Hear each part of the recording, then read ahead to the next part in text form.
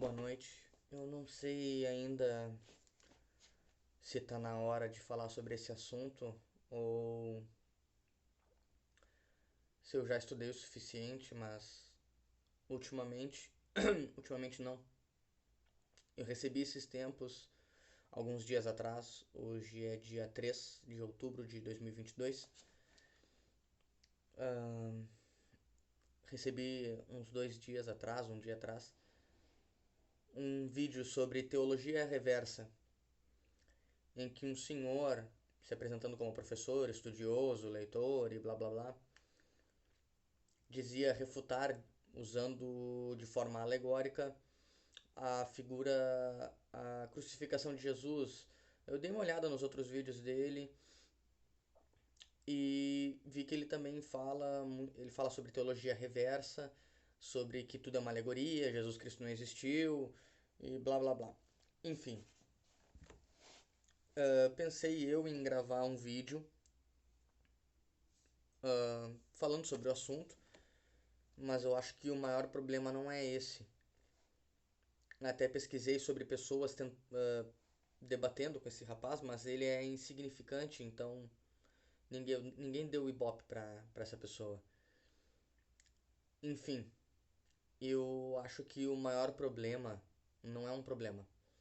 Eu acho que a maior questão quanto a esse tipo de assunto é que temos que ensinar os nossos jovens a buscar conhecimento, buscar nas fontes certas, ah, a paixão, trazer de volta para eles a paixão de estudar a palavra,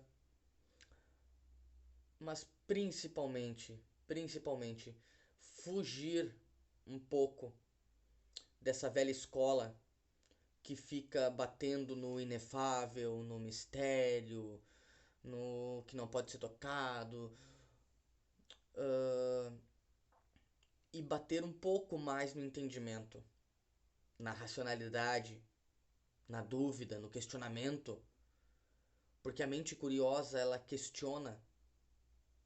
É assim que a mente humana funciona. Eu não estou dizendo aqui que devemos retirar, jogar fora o mistério, o Espírito Santo. Não, eu não estou dizendo nada disso. Mas que para que os nossos jovens e as pessoas que são novas na fé, que ainda estão comendo papinha de bebê, para que elas não se percam, para que elas não sejam enganadas, elas precisam pensar na racionalidade. Elas precisam sair um pouco disso de só espírito e poder, espírito e poder, espírito e poder, e pegar algo com a mão, algo palpável, uma dúvida, fazer girar a chave na cabeça, ter entendimento, entender o que está na palavra. O dia que menos tem gente numa igreja é o dia da escola bíblica. Escola bíblica e oração são os campeão. Mas, enfim,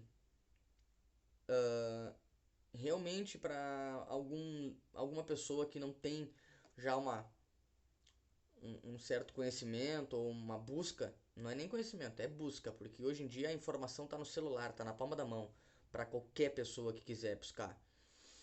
Então, vídeos como esse de teologia reversa, de ateus refutando Jesus Cristo, que Jesus Cristo não existiu, e esse monte de asneira, uh, por um lado me deixam feliz, porque está escrito na Bíblia que fariam isso mesmo, então eles só estão cumprindo a profecia divina. Mas eu acredito que muitas pessoas poderiam ser enganadas. Muitas pessoas.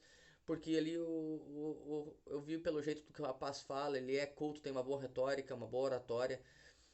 E ele fala sobre a Mishnah, ele fala sobre os tratados judaicos, o conceito histórico, né? O contexto histórico, cultural da época. Obviamente que ele cita os contextos dentro daquilo que ele quer. Ele cita, por exemplo, tratados da Mishnah, que tratados que foram muito depois dos fatos que ele está tentando refutar. Então, uh, praticamente tudo que ele fala é um monte de asneira. Só que ele está usando dados e eles, não ele, eu não vou atacar uma pessoa específica, mas os ateus eles têm feito isso, né? Porque é possível ver em outras pessoas também que atacam a nossa fé dessa forma. Eles estão buscando saber, sim. Eles estão buscando saber do que estão falando para acreditar mesmo que estão refutando aquilo dali. E muitas pessoas podem sair enganadas com isso. Muitas pessoas podem se enganar. Porque eles citam contextos históricos, eles citam tratados judaicos, contextos romanos, uh, de leis da época e afins. Obviamente, eles citam tudo errado. Tudo fora de contexto, tudo fora do que já é sabido há muitos anos, há séculos e séculos já é sabido. Tentam tirar a manuscritabilidade da Bíblia, alegorizam e relativizam muito todo esse tipo de coisa. Uh, e isso é um risco para a igreja. Eu acho que a igreja tem sido muito atacada nas esferas ideológicas, nas esferas políticas. Em muitos lugares a gente tem sido atacado e bom seria se nós limpássemos os nossos altares para que não tivéssemos mais essa imagem de essas heresias, essas pessoas esses ladrões nos púlpitos. Sabemos também que isso é profético e haveria de ser assim, e da forma que está sendo, está cumprindo-se a profecia. Porém, não podemos esperar que todo trabalho seja de Deus, né? Temos que fazer o que nos cabe e buscar melhorar e buscar conhecimento e educar os nossos filhos, e educar os jovens, porque eu vejo que um cara com conhecimento um pouquinho mais abarcado e uma boa retórica já pode levar muita gente, pode arrastar muita gente para fora da igreja. E não gostaríamos que isso acontecesse. Queremos a maior quantidade de pessoas no céu possível. É triste, irmãos, é triste. Ah, tenho visto muitos documentários, estudos. Não quero me explanar muito nesses quesitos, porque muitos assuntos já estão sendo já de tão relativizados que foram e de tanta piada que já foi feita com muitos assuntos, eles caem nos títulos de teoria de conspiração até que se provem contrário e se provem profecias e cumpram-se. Porém, muitas coisas caem por nessas coisas das teorias de conspiração, que é coisa de maluco, que é coisa de louco. Estamos perdendo a nossa loucura como cristãos, algo que não devemos perder, porque Deus escolheu as coisas loucas do mundo para confundir as sábias. E ele confundiu os fracos ele escolheu os fracos para confundir os fortes. Escolheu os incautos para confundir os sábios. Bom, uh, que não perdamos a nossa loucura, estudemos mais e busquemos debates, defender a fé, aprender a defender a fé com força no campo das ideias, no campo físico, porque essa história que a igreja brasileira já fica há tantos anos de apelar e apelar para o espírito, o espírito, o espírito, o espírito, não dá mais para convencer, para segurar, para formar uma estrutura.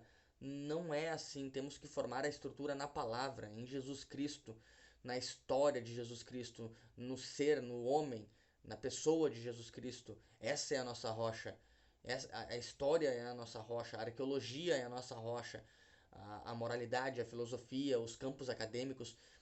Temos que voltar a dominar isso e utilizar isso com a nossa régua, que é a palavra de Deus, para que possamos nos defender de maneira hábil e inteligente e parar de ficar apelando, é pura apelação. Já tive conversas assim em escolas bíblicas em que a pessoa simplesmente aumenta a voz, começa a falar e o Espírito e o poder do Espírito, e o Espírito e o poder do Espírito, e fala e fala e fala, e não fala nada. E acha que tirou uma resposta do bolso, sendo que não respondeu nada. E eu acho isso que ela é poderosa no espírito e que ela é capaz de coisas maravilhosas. Deus nos prometeu isso, porém não nos enganemos, o nosso coração é enganoso. Todos pecaram, destituídos estão da glória de Deus. Não há um justo, nenhum sequer.